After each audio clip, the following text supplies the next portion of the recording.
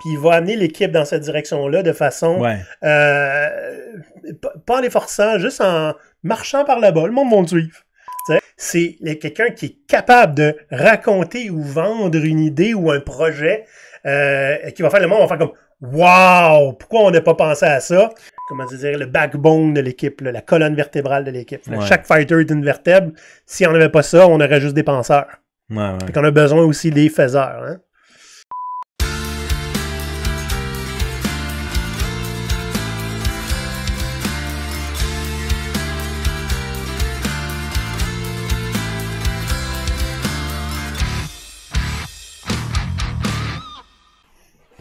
Hey Pierre, est-ce que t'as un D20 ici? C'est quoi, c'est un D20? Un D20. Pour ceux qui ne comprennent pas la blague, il faudrait aller voir sur YouTube. On a un gros wallpaper derrière nous d'un D20, donc un dé à 20 faces. Pourquoi? Ça sert à quoi un dé à 20 faces? Rien. À jouer. À gambler. Jouer à quoi? Fait que, Pierre, on va être honnête. Toi et moi, surtout moi aussi, on est des nerds. Des geeks. On est des geeks. À chaque semaine, on joue à Donjons et Dragons avec des amis, certains qui sont membres de GoPirates. Oui. Et moi, je joue un vieux Chris de sénile. Puis toi, évidemment, tu es tous les méchants. Parce que toi, tu es le maître du donjon, hein, ou le Game Master. Maître de jeu. Le maître de jeu. Donc, moi, j'ai un vieux bonhomme qui chiale avec la voix du grand Schtroumpf. Puis moi, je fais toutes les autres voix. Tu fais toutes les autres voix. Puis, je sais pas si t'as entendu ça. Une entreprise qui dit « Ah, nous, c'est important, on engage en fonction de notre culture. » Oui, effectivement. C'est pas foncièrement une mauvaise chose. En fait, c'est une bonne idée. Tu devrais toujours embaucher des gens qui reflètent la culture que tu veux avoir. C'est plus facile de former les gens pour l'aspect technique que de former les gens à adopter les bonnes valeurs. Tu comprends? On a parlé de valeurs la dernière fois, là. Oui. Bon. Ceci dit, c'est un petit peu comme n'importe quoi. Si tu vas trop loin, ça peut se revirer contre toi. Parce que moi, je connais, elle joue avec nous, une femme dans la quarantaine qui a un jour passé une entrevue pour une compagnie qui embauchait en fonction de la culture. OK. Puis quand elle est arrivée, puis qu'elle a vu l'équipe, que c'était tous des jeunes de 22 à 24 ans, casquette à l'envers, pas d'enfants, elle a fait « fuck non! » Hein? Ouais, là, est-ce que c'était ça, leur culture, ça attire ce genre de personnes-là, ou ils ont fait exprès de choisir ce genre de personnes? Who knows? L'idée, c'est qu'il n'y avait pas de diversité. Ben, c'est ça, aucune diversité. Donc là, ça va au-delà de la culture. Là, voilà. Fait que, en gros, une équipe, ça a besoin, pas une équipe, une entreprise, mais là, on va parler d'une équipe en particulier. Ça a besoin d'une diversité à tous les niveaux, pas juste une diversité en fonction de genre et d'origine et tout ça, mais aussi dans le savoir-faire et le savoir-être. Oui, effectivement. Parce qu'il n'y a pas juste des savoir-faire au travail, Pierre. Tu sauras. Hein? On met ça sur notre CV, c'est difficile de mettre notre savoir-être sur notre CV. Hein? Fait qu'aujourd'hui, on a décidé de prendre ça un peu plus relax. Puis d'avoir du fun, parce que, tu sais, des fois, c'est le fun d'avoir du fun. Puis on a décidé de prendre ça léger, puis de comparer une équipe de travail, avec un troupe d'aventuriers de Donjons et Dragons. Donc, pour ceux qui ne savent pas, Donjons et Dragons, c'est un jeu de rôle. Drôle et de rôle. Oui, c'est ça, un jeu de rôle où les joueurs vont jouer un personnage et il y a un maître de jeu, donc c'est le rôle que moi je fais dans notre partie hebdomadaire. Donc l'idée c'est que le maître de jeu et les joueurs vont ensemble raconter une histoire. Donc tu personnifies ton personnage, hein? Tu le fais parler, tu dis comment il agit. Puis le joueur a aussi des attributs, a aussi une personnalité. C'est un petit peu de l'improvisation qu'on fait en même temps. Voilà. Puis le maître de jeu, lui, racconte l'histoire, mais en fait, il fait évoluer l'histoire, puis il va poser des défis à son équipe. Donc, c'est ce qu'on appelle un jeu de rôle, un role-playing game. RPG. RPG, c'est ça. Donc, il y a des RPG qui ont été... en fait, il y en a à l'ordinateur, mais avant, c'était ce qu'on appelait pen and paper. Là, donc, ou tabletop RPG. Tabletop. Donc, en gros, on joue des personnages. Le maître de jeu, lui, joue tous les méchants, généralement. Et c'est lui qui va contenir l'histoire, qui va ajouter, cadrer l'histoire. Il va cadrer, il va étendre l'histoire pour que ça fasse du sens, s'assurer que le groupe de joueurs ont une mission à atteindre, puis qui va essayer de dealer avec tout le non-sens que les joueurs sont capables d'apporter. Ouais, c'est ça. Parce que l'idée, c'est qu'il faut que ça soit qu'il y ait un certain défi, qu'il y ait un certain niveau de réflexion, qu'il y ait du travail d'équipe. Puis que ça soit le fun. Oui, il faut surtout que ça soit le fun. Ça, c'est d'abord avant tout, ouais. C'est en jouant en donjon avec toi que j'ai compris à quel point tu étais organisé. Moi, je suis organisé. Ouais. Ben, écoute, t'as tes fichiers murales avec toutes tes représentations graphiques, des images.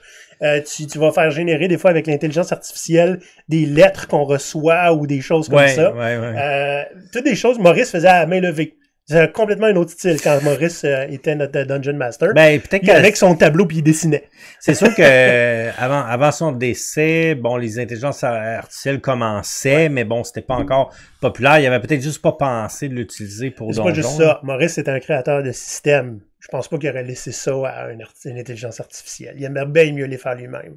Ah ouais, mais tu sais, des fois, en tout cas, bref, on rentrera pas dans ce débat-là, mais le but, c'est d'avoir du plaisir, c'est ça. Donc l'idée, c'est à combien on peut jouer. Normalement, on va jouer à peut-être 4, 5, 6 personnes. Comme une équipe être à peu près. C'est ça, 7. comme une petite équipe de, mettons, une équipe de développement, par exemple. C'est ce qu'on connaît, là, mais il n'y a pas juste du développement dans la vie. Hein, n'importe quel type d'équipe. Oui, une équipe avec une grandeur optimale, c'est à peu près 6-7 personnes. Hein. On dit souvent qu'on peut la nourrir avec 2 pizzas.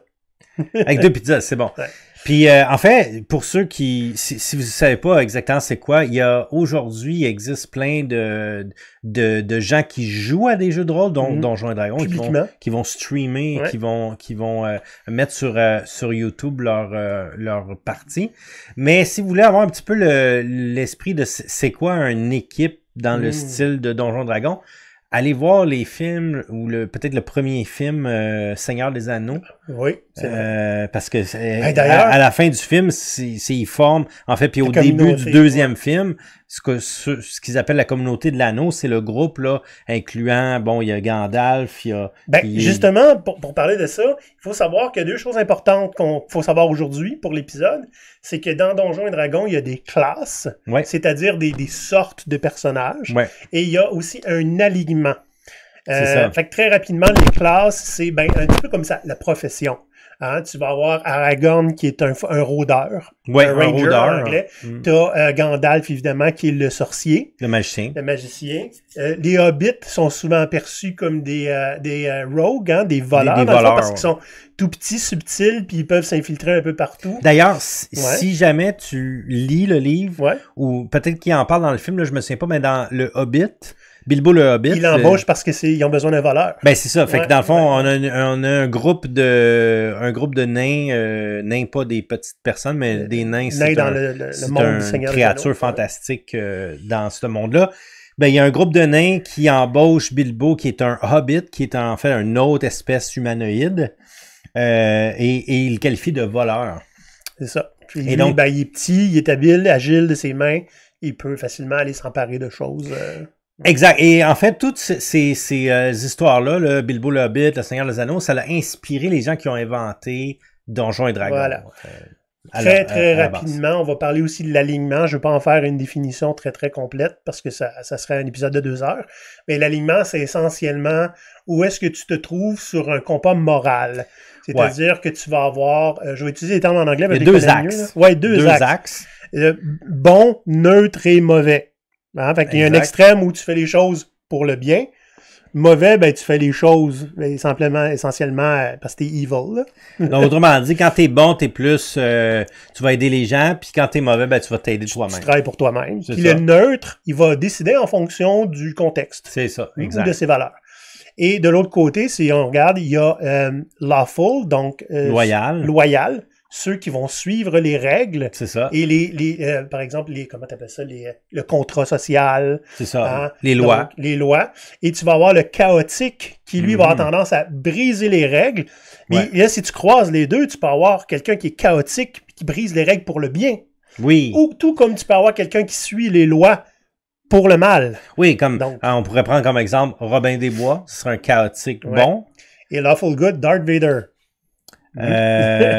Oui. Lawful Good? Oui. Lawful Evil, excuse-moi. Lawful Evil, Darth Vader, qui a ses propres principes et qui va jamais les trahir.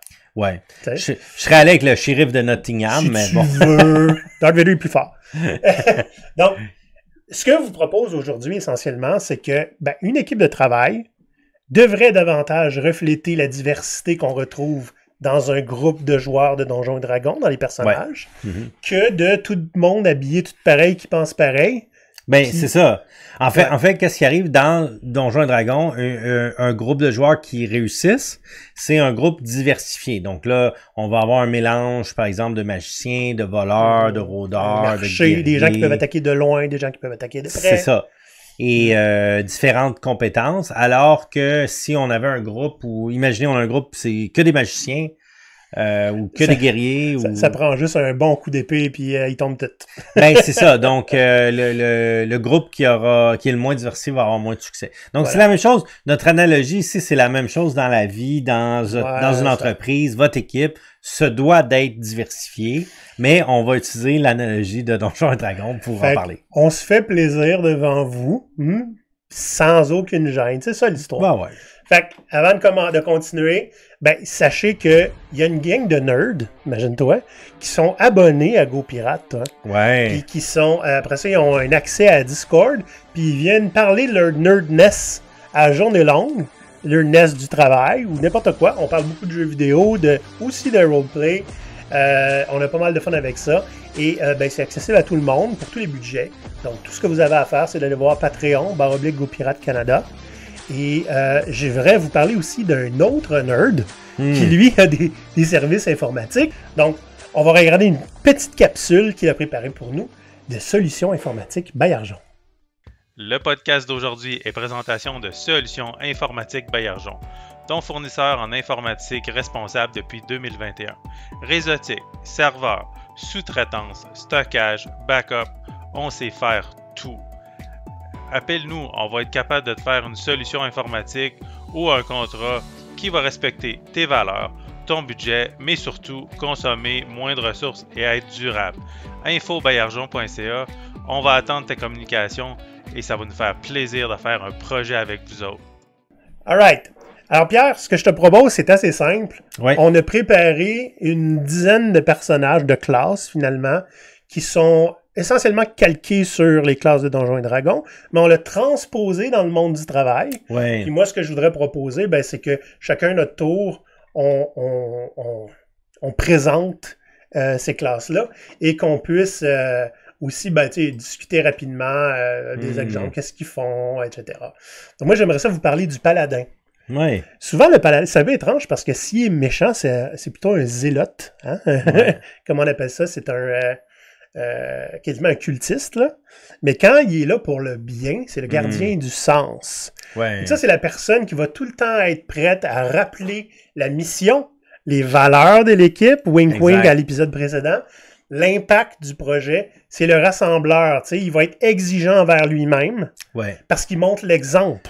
Ben c'est ça, le paladin, il est toujours loyal, bon. C'est ça. Parce qu'il représente le bien. En fait, c'est le, comment on pourrait dire, c'est le parfait guerrier, si on veut. Il est le guerrier de lumière, là. Ouais, c'est ça. Il est béni par une bénédiction divine. Ouais. Et donc, il va être souvent le leader du groupe. Voilà. Puis, des fois, il va se déclarer leader, hein, parce qu'il fait tellement juste ce qu'il faut pour le bien commun, qu'il devient leader par défaut. Fait qu'il est très exigeant envers lui-même, intransigeant sur l'éthique. Il ne va pas permettre des trucs louches. Ever! C'est le gars qui va aller au bat pour ça. Ben, dans Donjon, il va complètement, toujours, en fait, vouloir détruire le mal. Tout ce qui est mauvais, tout ce qui est méchant. C'est le pourfendeur de la mauvaise éthique. C'est ça. Puis, essentiellement, c'est la personne qui se bat tout le temps pour le bien commun. Fait que ça va souvent être la grande gueule qui défend toutes les causes, là, au travail. C'est ça. Ouais, puis des fois, c'est un peu malaisant. C'est un peu malaisant pour, tu sais, Mais c'est ça qu'on s'attend de lui, Oui, by the c'est way. ça, Il n'y a exact. aucune surprise. Hein? Pas de surprise. Le monde va tourner vers lui, puis ils vont entendre qu'il dise quelque chose quand on entend parler d'une affaire de fou. Ouais. On a aussi trouvé un moyen, tu sais, ce genre de petite phrase qui représente, hein? On est là pour faire une différence, gang. C'est ce gars-là. Ouais. Donc, dans la vie, ça serait... bon, évidemment, les paladins, ça n'existe pas, mais ça serait le gardien du sens de la mission, de la vision, des valeurs de l'équipe. Fait que c'est un leader, pas juste un leader naturel, il va avoir tendance à aller vers ce qu'il faut faire puis le défendre, mais ça va être aussi un leader moral. C'est lui qui va aller défendre l'équipe contre ce qui l'opprime. Une façon de parler, OK? Je suis pas sûr qu'il y a beaucoup d'oppresseurs d'équipes volontaires dans une entreprise, mais fait que c'est ça. Fait que vous nous direz, si vous autres, si vous êtes des paladins, ben, faites un commentaire, on veut savoir. Je te laisse présenter, Pierre, le deuxième personnage parce que il te ressemble. Oui. Ben, dans les premières versions de Donjons et Dragons, ça s'appelait le voleur. Maintenant, il l'appelle en français le roublard, mais le rogue. Le rogue en anglais. Moi, je préfère rogue, mais... Donc, c'est une personne qui est un petit peu habile avec des talents qui sont peut-être moins légaux, peut-être, dans le sens... Ça va être le gars qui va peut-être contourner un petit peu plus les processus. Le ninja du bureau. C'est ça. Mais dans Donjons et Dragons, ça serait quelqu'un qui va, mettons, crocheter des serrures, qui va se cacher dans l'ombre. Il va dérober quelque chose à quelqu'un. Il va faire, il va voler des choses. Voler des plans. Ouais, c'est ça. Donc, c'est un petit peu comme la personne qui travaille dans l'ombre, si on veut, discret, observateur. Capable de se fondre dans une foule. Puis, c'est ça. Des fois, il est discret, donc c'est pas quelqu'un d'extravagant. C'est quelqu'un qui va intervenir seulement quand c'est nécessaire. Parfois, il va être le héros obscur, puis on n'entend plus parler pendant un bout de temps. Donc, il va souvent, peut-être des fois, contourner les règles pour arriver à ses fins. Et il y a toujours un plan B. Il y a toujours moyen avec le rogue de trouver une solution que les autres n'avaient peut-être pas nécessairement pensé. Puis lui, il va être du genre à... Pendant que nous, on essaie de trouver là, la solution au problème, puis qu'on discute, puis qu'on brainstorm, lui il l'a réglé. Ouais. Puis en cachette, puis il fait « C'est correct, c'est bon. » C'est réglé. Fait que, justement, un exemple, lui, là, c'est le genre de gars qui va dire, là, j'ai appelé la personne directement, c'est réglé, c'est beau. What? Fait que le pro des détours efficaces, sans drame. Parce que si ça fait un drame, ça l'expose, il aime pas ça. Exact. Hein? Puis je comprends pourquoi ils ont renommé que c'est pas nécessairement un voleur. Voleur, c'est un peu péjoratif. Ben, c'est ça, exact. C'est plutôt... plus une espèce de stratège, de quelqu'un qui a des bons contacts, qui sait où aller, qui connaît à qui parler. Hein? Fait que ça, des fois, tu vas au bureau, là. Hey, je vais aller demander à lui, il est bien connecté. Il connaît le monde dans l'entreprise. Exact. Il va faire des liens. C'est ça. Il va travailler en dehors de la structure. En catimini un peu. C'est ça, en dehors de la structure établie. Le prochain, on va l'appeler le clerc ou le cleric, ou parfois le healer, hein? Donc celui qui guérit, le guérisseur. C'est essentiellement, dans le monde du travail, le soutien émotionnel de l'équipe. Ouais. Hein? C'est le genre de personne, puis là je me sens un petit peu exposé parce que j'ai une graine de cleric pas mal, qui va organiser des lunchs, hein, hey, ça fait longtemps qu'on n'est pas sortis ensemble, qui va demander, tu sais, comment va ta grand-mère, tu nous avais dit qu'elle était malade, tu sais, qui va sentir les tensions, puis ça va l'affecter tout de suite, avant même que ça ait été explicitement, il va sentir qu'il y a une tension, puis il va aller voir, ça va-tu? Ouais. Hein? Il distribue les encouragements comme comme des poissons de soin. Ouais, c'est quelqu'un qui est quand même très collaboratif, en fait. C'est la personne qui fait du bien sans qu'on s'en rende compte. On s'en rend compte quand il n'est plus là.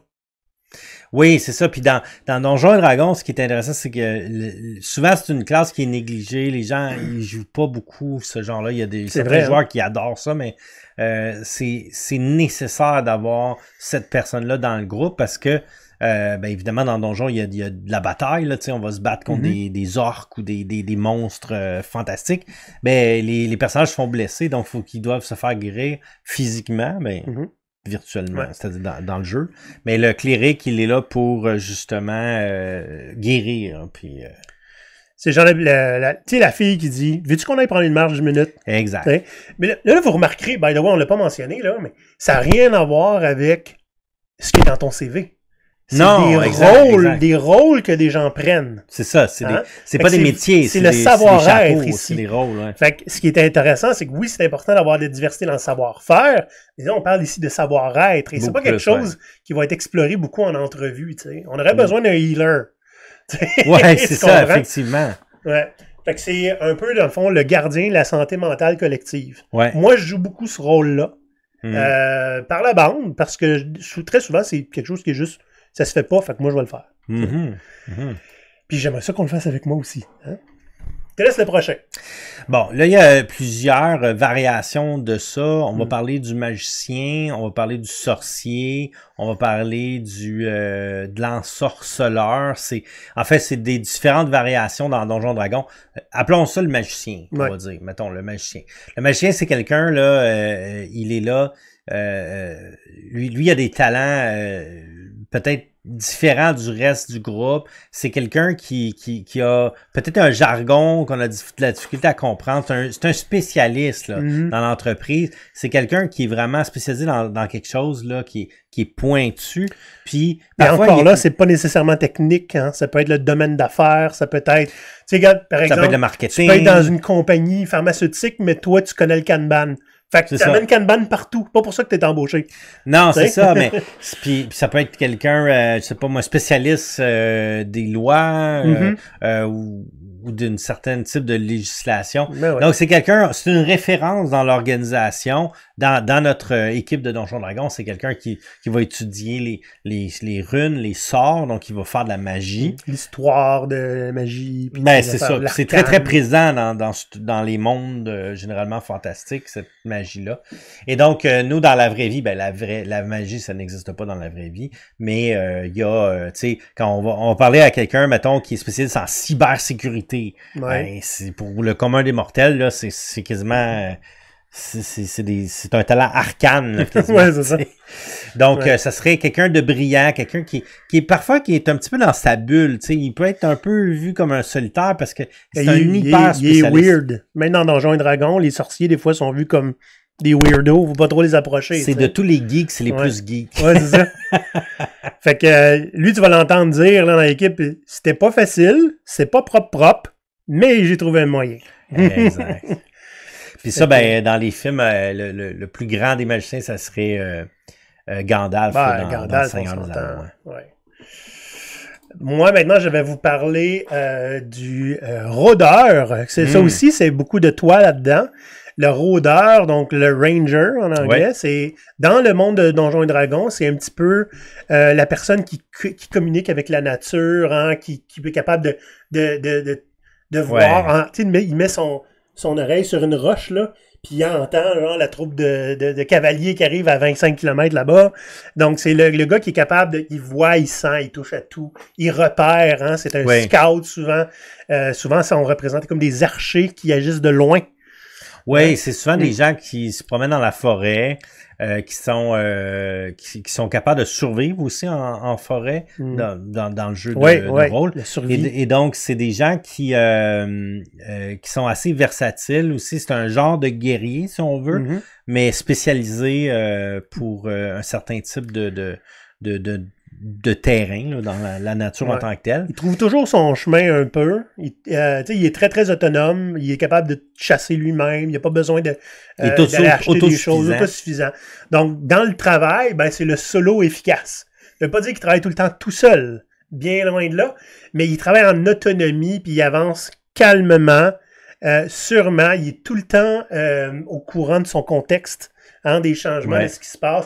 Puis ça veut dire qu'avec ça, il repère facilement les problèmes. Va proposer des solutions dès le premier glissement de terrain. Mais c'est ça. Comme un chasseur, il est à l'affût. C'est ça. C'est bien. Le chasseur.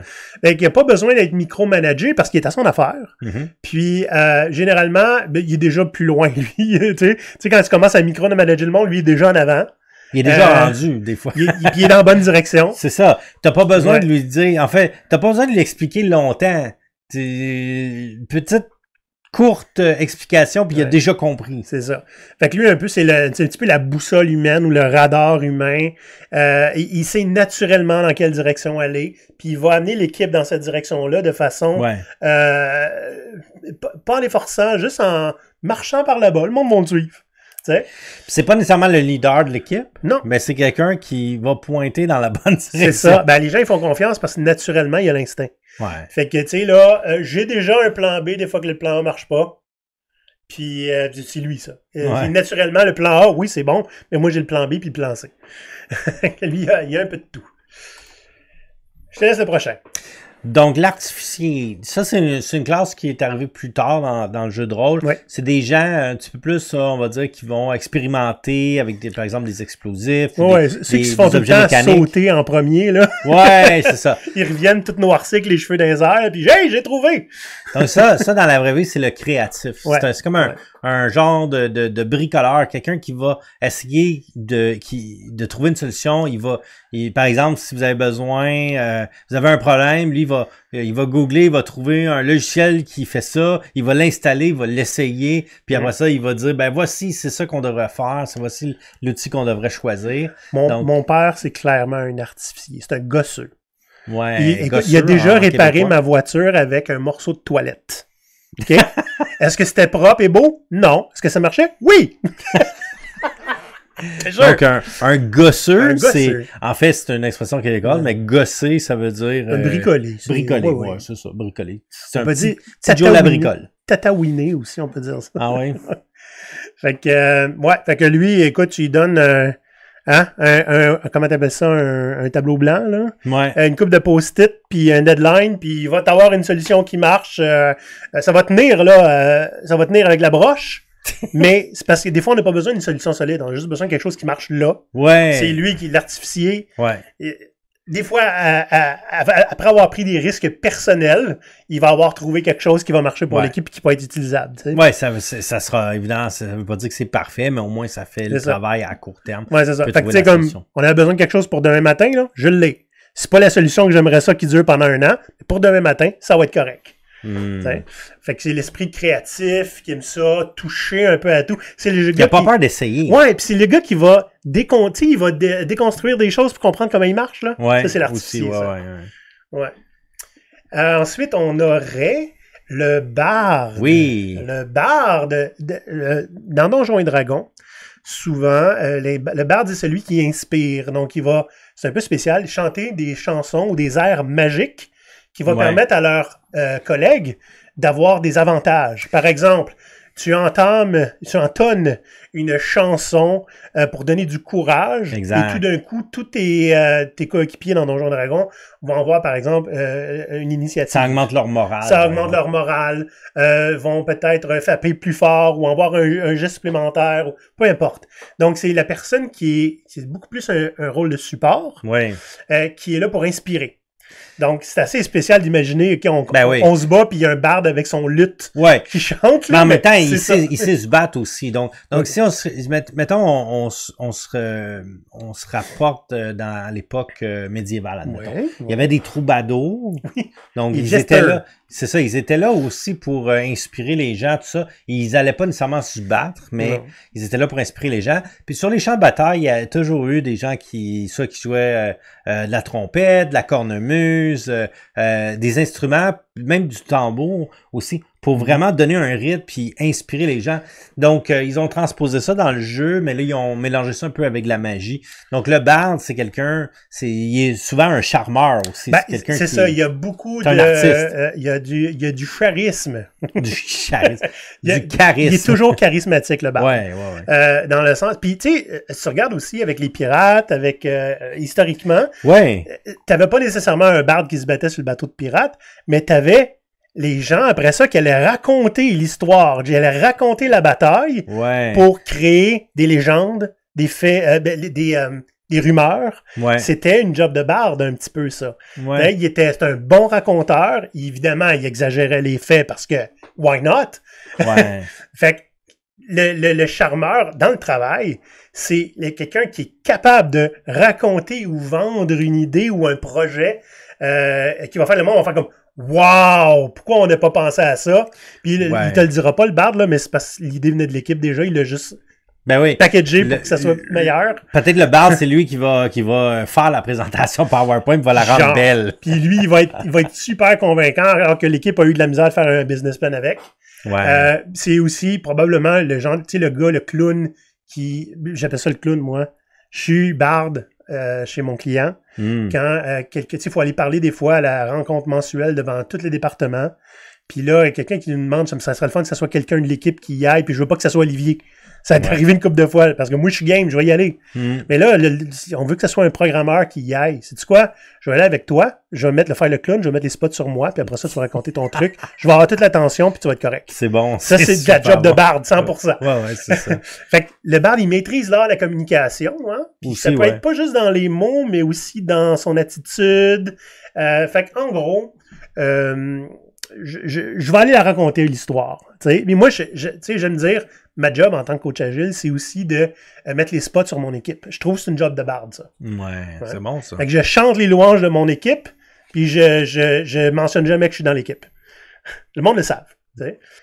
Fait qu'en gros, le barde, ben, c'est la personne qui est capable de chanter les louanges de ses partenaires pour les faire briller, et souvent aussi pour faire vivre le narratif. Hein? Oui, ben c'est ça. Quand on parlait on dit souvent, le narratif, faut contrôler le narratif. Ouais. Ben le barde, il est passé maître là-dedans. Exact. Ah, le guerrier Pierre. Oui, donc le guerrier, c'est une des classes pas mal de base, je dirais, là, assez générique, assez vanille, on va dire. Le guerrier, c'est un combattant. Dans le jeu de rôle. Donc, c'est penser à un soldat ou un chevalier. Donc, ça serait le guerrier. Donc, c'est quelqu'un qui est un fonceur. Il va exécuter la tâche sans relâche, avec discipline. Il est vraiment... lui, il va spécialiser dans le combat avec des armes. Là. Donc, le guerrier, lui, il fait pas de magie, il fait pas de musique, il fait pas de chant. C'est ses bras. C'est ses bras, exactement. Donc, il va porter sur ses épaules le projet sans se plaindre. Là, on lui donne un travail à faire, il va le faire, mais en même temps, il est quand même... des fois, on a besoin de dire quoi faire. Là. Il faut qu'il soit cadré un peu, là, mais s'il sait quoi faire, il va le faire. À partir du moment où il y a la stratégie, puis il la comprend, il va la porter. Ce qui est intéressant aussi, c'est que... j'aime dire, c'est... J'aime pas dire que c'est un soldat, nécessairement, parce que le soldat, il va juste être aux ordres. Mais c'est un faiseux. Ouais. Souvent, il sait comment faire. On n'a pas besoin de dire. Mais à partir du moment où il comprend où il faut aller, il va le faire. Ouais. Fait que t'as beaucoup, tu sais, des gens qui, c'est correct, je m'en occupe. C'est correct, je m'en occupe. C'est des fighters dans une équipe. Ouais, t'sais. Exact. Fait qu'il va souvent, il porte le projet sur les épaules, puis jamais tu vas les entendre se plaindre. Pour eux autres, ce qui est important, c'est que ça soit fait, puis que l'équipe aille fini ce qu'elle a à faire. Fait que des fois, ces gens-là, il va péter aux frettes à un moment donné. Prends des vacances. C'est souvent aux fighters que tu vas dire ça. Parce que les autres, ben, c'est à ça qu'ils carburent. Hein? Je l'ai fait, je suis content de l'avoir fait. Ouais, fait que, c'est des gens qui travaillent fort. Ouais, c'est ça. Voilà, c'est fait. C'est les autres qui vont dire ça. Puis essentiellement, ça fait partie... Il y en a plusieurs dans une équipe des comme ça. Puis chacun compose le backbone de l'équipe, la colonne vertébrale de l'équipe. Ouais. Chaque fighter est une vertèbre. Si on n'avait pas ça, on aurait juste des penseurs. Ouais. Fait qu'on a besoin aussi des faiseurs. Hein? Maintenant, on a le druide. Moi, c'est mon personnage dans notre partie. Le druide, c'est... dans Donjons et Dragons, c'est un petit peu... Bon, évidemment, il est très, très en phase avec la nature, mais c'est le genre de personne qui peut se transformer en animaux et parler aux animaux. Oui. Et ce que j'ai beaucoup aimé, c'est qu'on ait pu amener l'idée de... Il capte les dynamiques humaines puis l'énergie du groupe, puis il est capable de s'adapter selon les besoins. Tu sais, on a besoin de faire ça, je vais le faire. Ça, je fais un petit peu ça aussi dans la vraie vie. Hein? Ça, je vais m'en occuper. Personne ne veut le faire, je vais m'en occuper. Donnez-moi-le. C'est pas ma job, pas grave. Il faut que ça soit fait, je vais le faire. Hein? Fait que c'est l'adaptable un petit peu. Tout comme dans Donjons et Dragons, le druide va genre à s'adapter à la forêt, au champ, à la montagne. Tout ce qui est dans la nature, il va être capable de s'adapter à ces genres de terrains-là. Puis trouver moyen de tirer son épingle du jeu. Tu sais. Souvent, le druide, ben, c'est aussi un rôle de support dans Donjon. Donc, il reste souvent en retrait. Il n'est pas tout le temps dans le milieu du combat.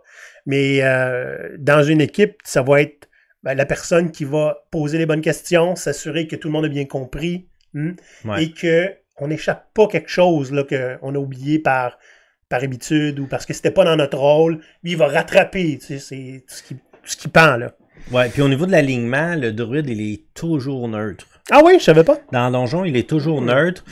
Pourquoi? En fait, parce qu'il fait un avec la nature. Il est du côté de la nature. C'est ça, exact. Et la nature, c'est jamais bon ou mauvais, c'est jamais loyal ou chaotique. En fait, c'est tout en même temps. Intéressant. Parce que parce que la vie, la nature est chaotique. Oui, la nature, c'est chaotique, mais en même temps, c'est structuré, ça se structure naturellement. Puis, c'est pas bon ou méchant comme un prédateur va manger une proie, mais c'est pas, il le fait pas par méchanceté, il le fait parce que c'est sa nature. C'est la loi de la nature, ok. C'est ça, exact. Donc, le druide, il est neutre, et donc, il va un petit peu choisir tout le temps comment il va agir selon le contexte. Mais ce qui le rend excessivement polyvalent aussi. Parce qu'il peut s'adapter à tous les contextes. Exact. C'est quelqu'un qui va s'adapter facilement aux différents contextes. Le barbare. Donc, le barbare, c'est une classe aussi c'est comme des gros bras de la gang. Donc, il est encore... Celui qui fonce dans le temps. Ben, c'est ça. Il est encore, mettons, plus fort que le guerrier, mais il va avoir une habileté qui la rage. Là. Donc, autrement il est dit... dedans, là. Ouais, c'est ça. Donc si tu lui donnes une mission, il va foncer là jusqu'à temps que ça soit réussi, compléter cette mission-là. On s'entend, barbare sonne un peu péjoratif, mais tu peux avoir des barbares lawful good dans Donjon. Oui, c'est-à-dire que c'est quelqu'un qui est difficile à arrêter. Hein? Fait que s'il est bon, ça va être un bulldozer, mais un bulldozer bien intentionné. Ouais. Il va foncer dans le tas. C'est lui qui va défoncer les portes pour t'ouvrir des opportunités. Ben oui, puis d'où ça vient le terme barbare, mais c'est à l'époque de l'Empire romain. Il y avait des tribus germaniques dans le nord qui étaient qualifiées de barbares parce qu'ils n'étaient pas autant civilisés que les gens de l'Empire romain. Mais ils se battaient comme des forcenés. On pourrait penser aux Vikings aussi. Les Vikings, ils y rentreraient un peu dans cette catégorie de barbares. Parce que les Vikings, ils faisaient des hit and run. Ouais, ils arrivaient, ils pillaient tout, mettaient le feu, ils s'en allaient. Ben, c'est ça. C'était barbare. Souvent, tu sais, c'est des gens qu'on voit, ils passent pas inaperçus, ces gens-là. Non. Souvent, ils vont défoncer des portes, souvent, pour atteindre leurs objectifs. Tu sais, on disait tantôt le rogue, là, pendant qu'on discute de la solution, il va le faire. Le barbare aussi, sauf que lui, il va ramener par le fond de culotte la personne qu'on a besoin pour prendre la décision. C'est ça, exact. Fait que, tu sais, dans Donjons et Dragons, comment on rentre, lui, des gens en train de défoncer la porte? Ouais, c'est ça. Au travail, c'est la personne qui agit tout de suite, immédiatement.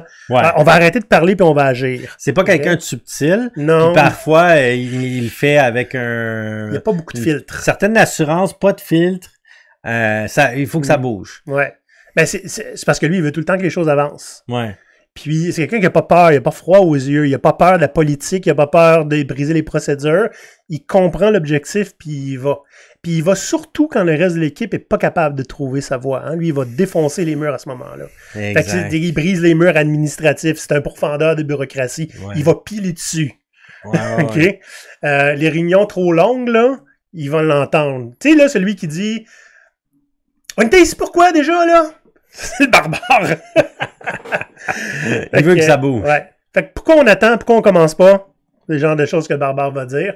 Fait que c'est quelqu'un aussi qui c'est intéressant parce que juste avec son attitude, il va tout le temps donner un petit électrochoc. Là. C'est vrai, on est en train de s'embourber dans notre routine. Ouais. Fait que lui, il va tout le temps être en train d'être pragmatique puis d'être dans l'action, tu sais. Ben, fait que ça nous prend un barbare. Des fois, il est un peu intense parce que c'est essoufflant pour les autres. Oui. Mais ça nous prend des fois un barbare pour défoncer les murs administratifs dans une entreprise. Oui, c'est ça. Puis des fois, tu sais, tu veux prendre ton temps, tu veux réfléchir avant d'agir. Lui, c'est trop tard. Il a déjà agi. Ouais. Fait que là, il en reste un. Ouais. Qui, malheureusement, il n'est pas tant souhaitable. Non, mais on l'a inclus parce que ouais. Il y en a beaucoup dans le monde du travail. Ouais. Et c'est pas tant une critique. Il y en a qui ont des bonnes raisons pour être dans cette classe-là. Mais en fait, c'est pas une classe. C'est pas une classe. C'est le NPC de bureau. Fait que le NPC, pour ceux qui jouent à des jeux, c'est un personnage qui est dans le jeu, mais que tu ne peux pas contrôler. Fait que NPC, ça veut dire? Non-player Playable. character. Ouais. Ah, Donc, c'est je un pensais que c'était personnage. non-playable. Non, c'est un personnage non-joueur. Non Parce joueur. que, en fait, toutes les classes, en fait, les joueurs dans l'équipe de donjon ont une classe. Pourquoi? Parce que c'est des aventuriers Mhm. et ils ont décidé de mettre un chapeau de barbare, de rôdeur, de magicien. Et donc, le but, c'est de s'amuser, c'est de jouer. Mais le maître de jeu va créer l'univers, puis va créer des personnages fictifs avec lesquels les joueurs vont interagir, et c'est ce qu'on appelle les personnages non-joueurs, les NPC. Ouais. Fait que, tu sais, essentiellement, quand tu joues à un jeu vidéo, tous les personnes avec qui tu vas parler, mais que tu peux pas prendre le contrôle, c'est ça. Fait que, ils ont leur... comment t'appelles ça? Donc, leur... Ils ont comme un script. Ouais, c'est ça, ils ont leur script, ils disent tout le temps la même chose. Ouais, ils vont répondre à quelques questions. Ils ont une routine que tu peux observer généralement. Ça, c'est dans les jeux vidéo. Dans Donjons et Dragons, bien évidemment, c'est le maître du jeu qui les contrôle. Ouais. Et qu'est-ce qu'on veut dire par le NPC de bureau? Ben, c'est que, d'abord, c'est pas une classe, comme tu as dit. C'est une extension de la machine. Une extension du système. C'est ça. C'est quelqu'un qui n'a pas vraiment d'impact sur l'avancement de l'organisation. Il est là, il est pas là, il passe inaperçu, il fait son affaire, il fait presque partie des meubles, si on veut. Fait qu'il suit les instructions à la lettre, il questionne pas, il remet rien en cause, il fait pas d'effort pour comprendre pourquoi il fait les choses, hein. Il va pas prendre d'initiative parce que on lui a dit que c'était pas une bonne chose. Il reste dans sa zone de confort parce que la minute qu'il en sort, il y a quelque chose qui est difficile pour lui. Ouais, puis, c'est un défi. Comme je dis, c'est un défi, c'est ça. Et il y en a qui sont pas là parce qu'ils veulent, ils sont là parce que le contexte ne permet que ça. Oui, ça se peut que c'est des gens qui sont, ça fait longtemps qu'ils sont dans l'organisation, puis ils font, rendu là, ils font que subir le contexte, puis ils ont pas de pouvoir, puis ils ont pas d'intérêt non plus à ce que ça change. C'est ça. Fait que, tu sais, réaliser des tâches connexes et répétitives, c'est le confort, parce que pendant ce temps-là, tu crisses pas ta job, hein, tu te fais pas questionner, etc. On te demande pas t'es rendu où. Fait que je fais ce qu'on me dit. Ouais, c'est ça, c'est le genre de personnes qui vont dire, on a toujours fait ça de même. Exactement. Puis c'est non seulement normal, mais c'est souhaitable. C'est ça. C'est ça. Autrement dit, questionnez pas le statu quo, là. Ça marche, là. Il n'y a rien de brisé, là. Essayez pas d'améliorer ça, là. Fait que ça se peut qu'il y en aille dans les équipes. Et ça veut dire ils ont besoin qu'on leur attribue un autre rôle. Il faut qu'ils découvrent c'est quoi leur classe. C'est ça. Pour reprendre le contrôle de leur personnage. Parce que si vous avez quelqu'un dans votre équipe qui a juste pas d'initiative, qui est pas engagé, qui fait juste ses petites affaires, la routine, tout le temps la même chose, aucune passion, aucun enthousiasme, c'est un NPC. Exact. Puis ils ont peut-être besoin de se faire pousser dans la bonne direction. Peut-être qu'il n'y a rien à faire, puis il faut juste accepter qu'ils sont là comme NPC. Toi, Pierre, t'es-tu un NPC? Je pense pas que je suis un NPC. Je pense pas, hein? Moi, j'étais un mercenaire, consultant. Un sale mercenaire. Un consultant, c'est comme un mercenaire. On a demandé à notre ami, on va l'appeler, je sais pas aujourd'hui, Crotte GPT, de nous évaluer, de nous poser des questions sur le monde du travail, sur nos réflexes au travail, puis au final, de nous donner une classe et un alignement, comme on a discuté plus tôt. Fait que je vais... j'aimerais ça que tu me présentes. Oui, donc Olivier, quel type d'aventurier es-tu? Donc Olivier, selon notre ami, serait un barde. Un barde d'alignement neutre bon. Donc neutre, c'est par rapport à chaotique ou loyal, donc il est au milieu. Et bon, mais c'est par rapport à mauvais ou bon. Ce que ça signifie, c'est que je serais un personnage qui me met au service des autres, qui les fait briller. Toujours pour le bien commun. Ceci dit, neutre bon veut dire que des fois, je vais suivre les règles parce que c'est ce qu'il faut faire. Et quand il y a un problème moral ou éthique, je vais contourner les règles pour continuer à faire le bien. Tu suis les règles si ça sert le groupe, sinon tu vas décider de contourner les règles pour le bien du groupe. Tes forces, la créativité, t'es inspirant, t'es à l'écoute. Oui. Puis t'es un joueur d'équipe, donc tu vas collaborer.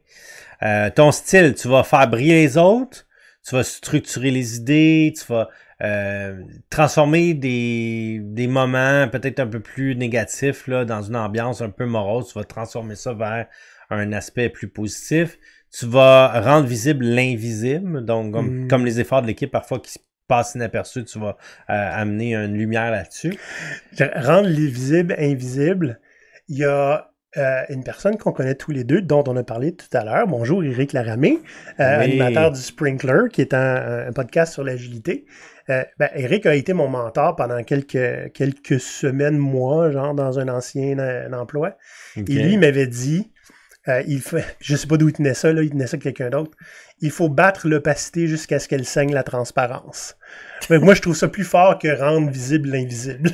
Répète ça, battre l'opacité jusqu'à ce qu'elle saigne la transparence. Ah, c'est bon, c'est vraiment bon. C'est un petit peu plus, c'est comme un barbare barde à ce moment-ci. Puis ton super pouvoir, c'est être capable de motiver en douceur, manier la parole. Donc j'imagine que tu sais utiliser les bons mots au bon moment.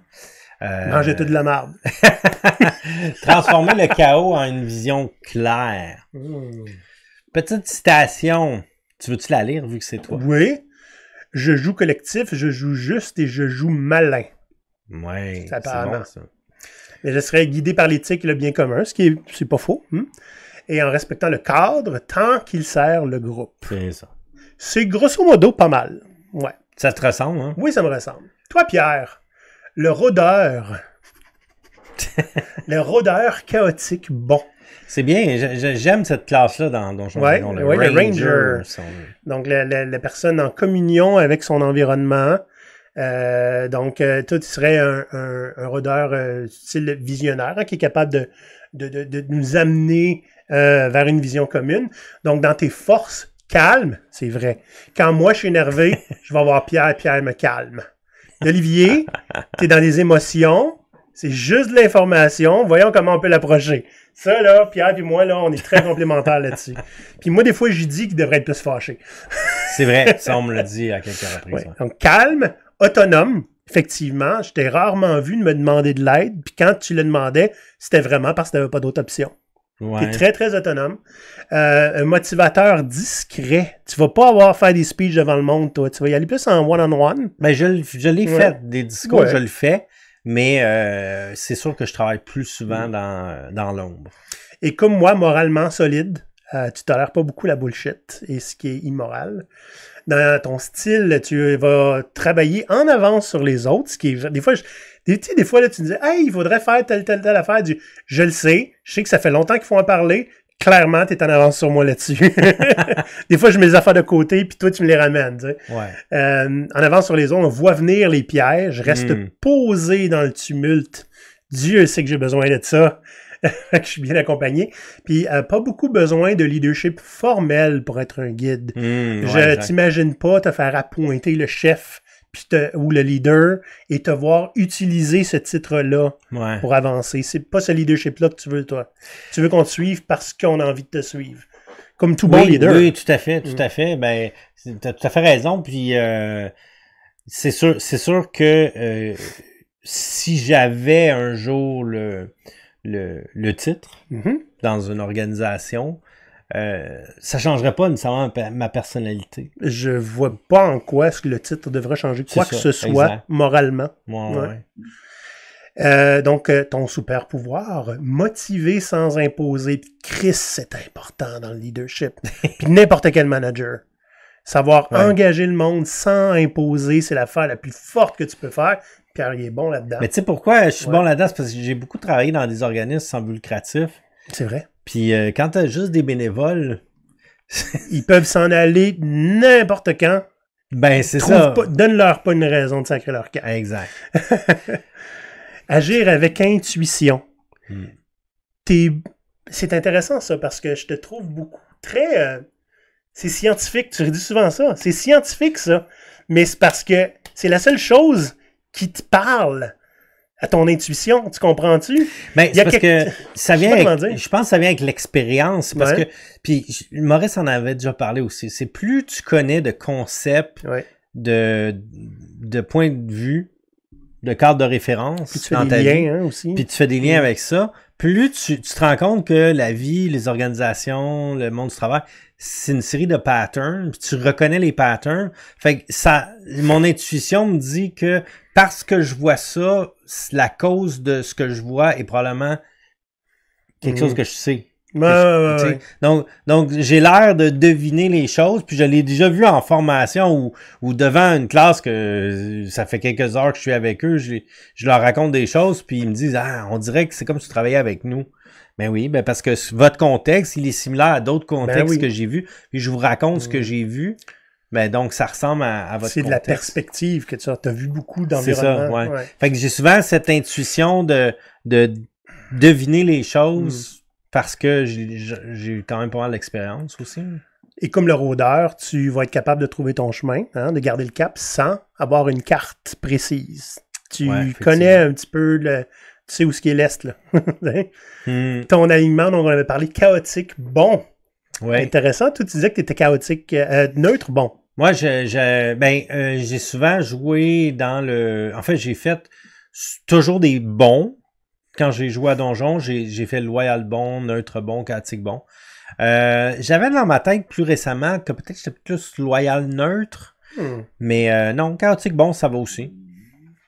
Puis ta citation épique, je te laisse la raconter. Je marche seul, mais je marche pour le bien. Je garde le cap et je guide ceux qui veulent avancer. C'est joli. Ouais. Sans qu'on l'ait demandé, ça nous a dit pourquoi est-ce qu'on est une bonne équipe compatible. J'ai trouvé ça le fun. Compatibilité entre Pierre et moi élevée. Duo redoutable parce qu'Olivier donne l'élan aux structures et la structure douce, pas la structure rigide. Pierre capte les signaux faibles et garde l'équilibre. Puis ensemble, on motive, on harmonise et on évite les pièges du système. Si possible, on arrache les pièges du système avec une bêche. Ouais, ben on peut les contourner puis les laisser tranquilles. Mais c'est pas les pièges ne vont pas nous arrêter. Évidemment, comme c'était on va dire un épisode ludique, on n'a pas de conseils à vous donner. Par exemple, on vous a donné 10 classes plus une qui est un autre style de personnage. Je serais curieux de voir, votre équipe est composée de quoi? De qui? Sans nommer personne. Là. Ouais. Puis, ce qui est intéressant, c'est que si vous voulez, je vais faire une coupe de slides avec les 10. Amenez ça à votre équipe, puis essayez de trouver vous êtes qui. Puis, s'il y a NPC, là, je vais essayer de le rendre un petit peu moins péjoratif. Ce serait le fun qu'il y ait des gens qui sont complètement désengagés, qui sont complètement passifs, qui puissent faire « moi, c'est ça, puis j'aimerais ça être autre chose ». Exact. Puis donc, dans le fond, comment on est arrivé à nos personnages, là, c'est qu'on a posé ces questions-là. On a répondu aux questions. En fait, c'est ChatGPT qui nous a sorti les questions, 10 questions, puis nous, on a répondu aux questions, puis c'est lui qui nous a dressé notre portrait, puis il est vraiment, vraiment précis. Là, oui, mais Pierre, il t'a posé les questions, puis t'as répondu la vérité, fait qu'il t'a remis exactement tes réponses dans ta face, hein? C'est pas magique, là. Ouais, c'est sûr, mais il quand même, son explication, moi, je trouve qu'elle est vraiment intéressante. Pierre croit à la magie. Pour ça que c'est un bon DM.